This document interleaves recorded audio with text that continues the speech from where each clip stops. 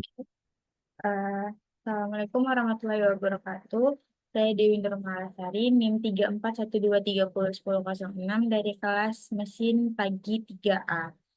Di sini saya akan melakukan UTS. Assalamualaikum. Assalamualaikum warahmatullahi wabarakatuh. Saya Dewi Nurmalasari dengan NIM 3412301006 dari kelas mesin 3A pagi. Di sini saya akan menjawab beberapa soal UTS. Di sini soal pertama yaitu dalam sebuah industri fabrikasi, sebuah batang aluminium dengan panjang 1,5 meter dan diameter 4 cm sedang diuji untuk mengetahui responnya terhadap gaya tarik aksial. Gaya sebesar 40 kN diberikan secara perlahan hingga bata mengalami perpanjangan sebesar 2 mm. Modulus elastisitas aluminium adalah 70 gigapascal. Namun saat menggunakan material yang berbeda dengan panjang dan diameter yang sama, yaitu baja dengan modulus elastisitas 200 gigapascal, pengujian yang sama dilakukan. Akan tetapi, gaya yang diberikan pada batang baja adalah 40 kN. Sama seperti gaya yang ditetapkan pada batang aluminium. Jadi perintahnya itu yang pertama hitung tegangan dan regangan yang terjadi pada batang aluminium. Oke, kita akan hitung. Nah, di sini yang diketahui itu ada L sama dengan 1,5 meter, panjangan aluminium itu 2 mm, kita jadikan ke meter menjadi 0,002 meter, diameter ada 4 cm, dijadikan meter sama dengan 0,04 meter. Lalu FA sama dengan F baja sama dengan 40 kN sama dengan 40.000 Newton, EA sama dengan 70 gigapascal, E baja sama dengan 200 gigapascal. Nah, ini kita jawab masuk ke pertanyaan jawaban pertama, itu tegangan dan regangannya. Ini kita masukin rumus, itu F per A. Oke, selanjutnya di sini F-nya ada 40.000 Newton. 10.000 Newton, lalu dibagi 1/4, 1/4, ketik sampingnya itu dikali, eh sorry, dikali 3,14, dikali lagi sama buka kurung, 0,04, tutup kurung, pangkat 2. Oke. Sini kita mendapat hasil sebesar 40.000 Newton.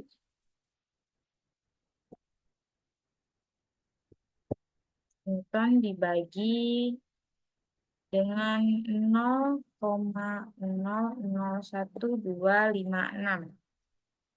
Oke, mungkin kita zoom lagi ya biar kelihatan. Oke,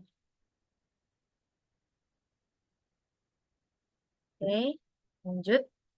Ini kita mendapatkan hasil sebesar 31.877.133,76 Newton per meter kuadrat. Oke, ini karena tadi diminta tegangan dan tegangannya, untuk ini tuh rumus tegangan, selanjutnya ke regangan. Regangan itu kita masukin rumus em, K L per L. Sorry, L. Oke, ini L 0,002 meter per 1,5 meter. Oh, oh, oh, oh. Oke, ini kita dapat hasilnya sebesar 0,00133333 dan seterusnya. Oke. Selanjutnya, yang kedua itu kita ditanya hitung panjang perpanjangan yang akan terjadi pada batang baja saat diberikan gaya yang sama sebesar 40 kN. Kita cari, ini dia rumusnya. Kita masukin dulu. Jadi ini kita ambil hasil ini dia. Jadi ini kita copy aja ke sini. Oke, setelah itu ini rumusnya. Kita kita ubah dulu rumusnya dari ini menjadi ini. Selanjutnya baru kita masukin angkanya. Karena yang diminta itu hasil yang tadi ya.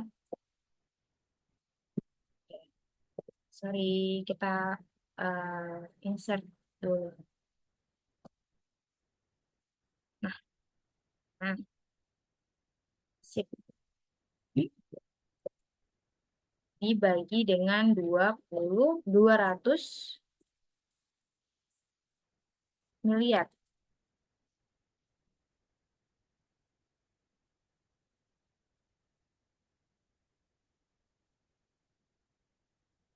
Barulah didapat hasil sebesar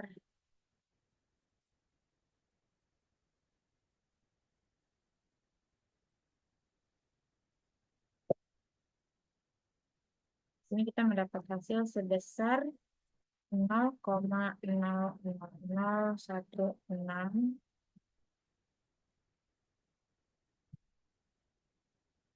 Ini udah dapet nih hasilnya.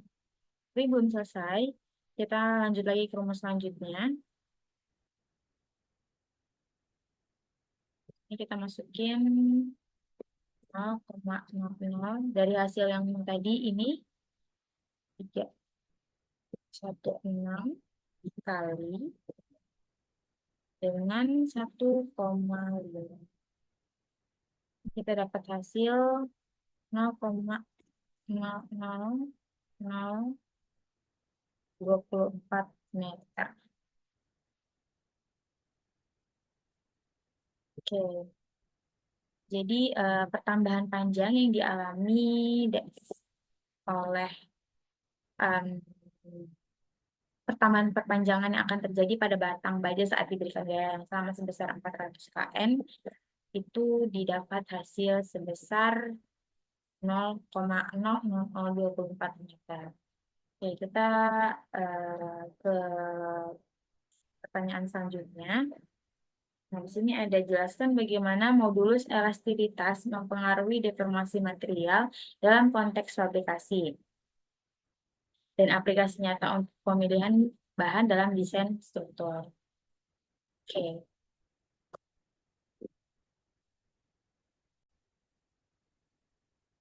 oke. Di sini untuk menjawabnya, saya sendiri menggunakan perumpamaannya itu mobil dan jembatan. Nah, jadi kita umpamakan jembatan eh, dirancang untuk menahan beban tertentu. Misalnya di sini jembatan dirancang untuk menahan ya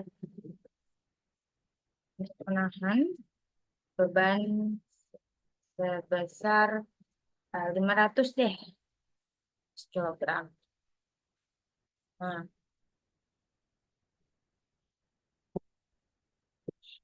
nah, jika ada mobil, eh, misalnya dua mobil nih, mobil jembatan tersebut dilintasi oleh dua mobil. Nah, berat masing-masing mobil itu sama dengan 250 kilogram. Nah, kalau dua mobil itu berarti otomatis ada 500 kilogram. Jadi di sini ketika dua mobil tersebut melewati jembatan yang dirancang untuk menahan beban sebesar 500 kilogram, jembatan tersebut eh, tetap stabil dan tidak ada deformasi yang terjadi seperti itu. Nah, Jadi baik si jembatan maupun mobil itu dapat menahan beban tanpa masalah. Oke. Nah, sekarang gimana jika bebannya berlebih? Sekarang jika kita membuat jembatan dengan beban 700 kilogram, jembatan mungkin bakal melengkung.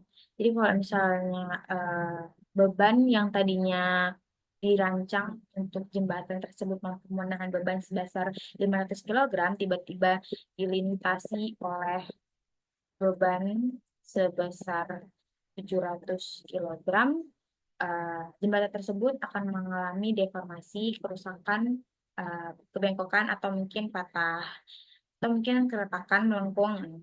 Jadi dalam hal ini rangka mobil juga dapat mengalami deformasi juga kalau misalnya uh, tidak sesuai dengan berat yang sudah ditentukan di awal. Karena memang baik dari jembatan maupun mobil tidak dirancang untuk menahan beban sebesar itu, gitu. Jadi kembali lagi ke awal, untuk mobilnya itu uh, 250 kilogram dan untuk jembatannya itu hanya mampu menahan sebesar 500 kilogram. Jadi jika melewati batas dari 500 kilogram ini, jembatan tersebut akan mengalami kerusakan, patah, deformasi, melengkung, dan lain sebagainya. Itu. Jadi modulus modulus elastisitas ini membantu kita untuk memahami seberapa baik rangka mobil dapat menahan beban. Jika bebannya sesuai, semuanya bakal aman tanpa ada kerusakan. Namun jika beban melebihi kapasitas, bisa terjadi kerusakan, baik itu deformasi, kepatahan, kepentokan, dan lain sebagainya. Seperti itu. Oke, kita next lanjut ke pertanyaan berikutnya ya. Di sini ada pertanyaan, jelaskan hingga orang awam paham tentang diagram tegangan-tegangan dan aplikasinya dalam desain. Disertai gambar akan lebih baik. Oke, kita ke ini kurva tegangan dan tegangan. Jadi di sini ada kurva tegangan dan tegangan. Nah, stres ini adalah tegangan dan strain ini adalah regangannya. Di sini ada 4 poin, ada deformasi elastis, titik lulu atau yield strength, deformasi plastis dan titik patah atau fracture. Oke, jadi ini kita menggunakan perumpamaan mungkin penggaris ya, penggaris besi. Kalau misalnya kita punya penggaris, uh, mungkin di sini saya akan menjelaskan terlebih dahulu tentang deformasi elastis.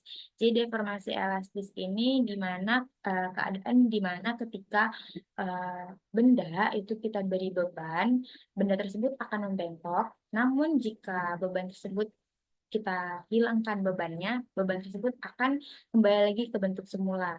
Contohnya mungkin seperti penggaris, penggaris besi. Penggaris besi jika kita bengkokkan, itu penggaris tersebut akan mengalami deformasi elastis. Jadi bendanya bengkok ketika kita masih memberikan beban. Namun jika kita melepas beban tersebut dari penggaris, penggaris tersebut akan kembali lurus, kembali ke bentuk semula.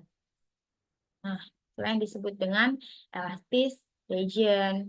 Jadi di area inilah si deformasi elastis tersebut terjadi. Nah, ada juga yang namanya deformasi plastis. Deformasi plastis ini apa? Nah, deformasi plastis ini deformasi yang terjadi ketika walaupun kita udah ngelepas bebannya, benda tersebut tetap berada di eh, kebengkokan tersebut. Jadi kita ke kita ke kita contohnya sama seperti penggaris ya. Penggaris mungkin jika sudah lama digunakan, penggaris besi ya khususnya sudah lama digunakan, sudah lama digunakan untuk menggaris atau untuk lain hal sebagainya yang mungkin saja bisa dilakukan tidak sesuai dengan kegunaan penggaris tersebut ya. Kadang-kadang kita lakukan yang bisa mengakibatkan kebengkokan terhadap beban terhadap penggaris tersebut.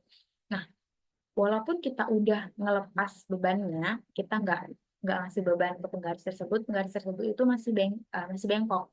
Itu yang disebut dengan deformasi plastis. Jadi, walaupun beban yang udah dilepasin, eh, deformasi tersebut masih ada gitu. Jadi kebengkokan itu masih ada. Nah, di sini ada yield strength, jadi titik luluh. Nah, titik luluhnya itu di sini. Jadi setelah mengalami deformasi elastis, benda tersebut mengalami titik luluh atau yield strength, deformasi plastis, dan kemudian ada titik patah atau fraktur. Jadi kalau misalnya kita uji tarik ya, misalnya di uji tarik tersebut tuh karena dia udah mengalami beban yang sangat besar, disitulah puncaknya. Jadi dia bakal patah seperti itu. Jadi titik patah atau fraktur.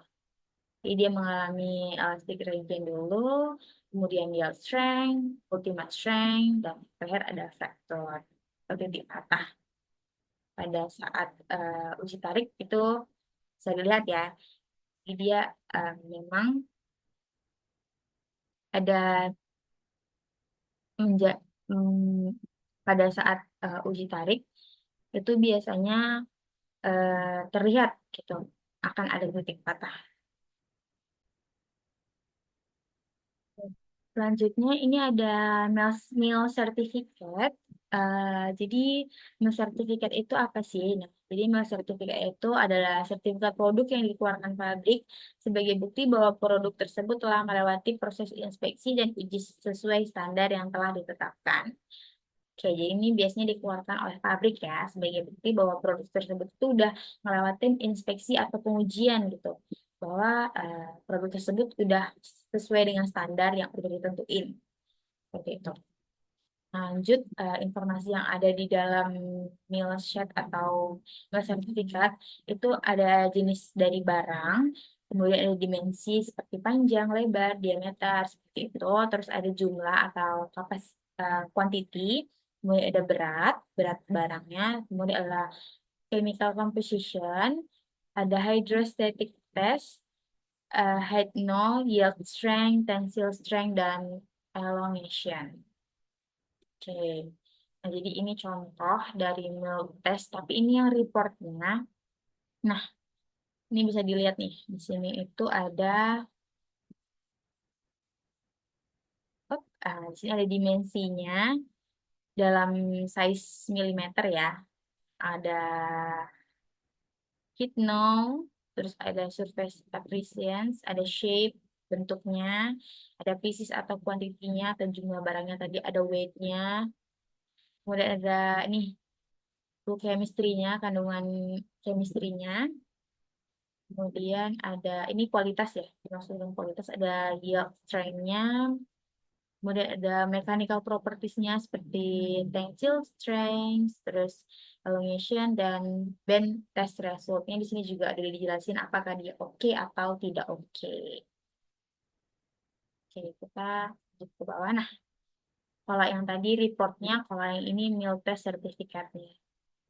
Ini bisa dilihat ya standarnya, ada size dalam ukuran milimeter, ada heat now, ada surface appreciation, ada shape, tone, ada pieces, ada atau quantity, ada weight-nya juga, ada food chemistry-nya, di sini ada kandungan-kandungannya ya. Lalu ada yield strength, mechanical properties-nya ada yield strength, ada tensile strength, elongation, sama bend test result. Oke, itu dia. Mungkin ini saja yang bisa saya sampaikan. Lebih kurangnya mungkin video ini banyak kurangnya. Hmm, namun kedepannya mungkin saya akan lebih berusaha lagi untuk memahami materi. Hanya ini yang bisa saya sampaikan. Terima kasih. Wabillahi taufiq wal hidayah. Wassalamualaikum warahmatullahi wabarakatuh.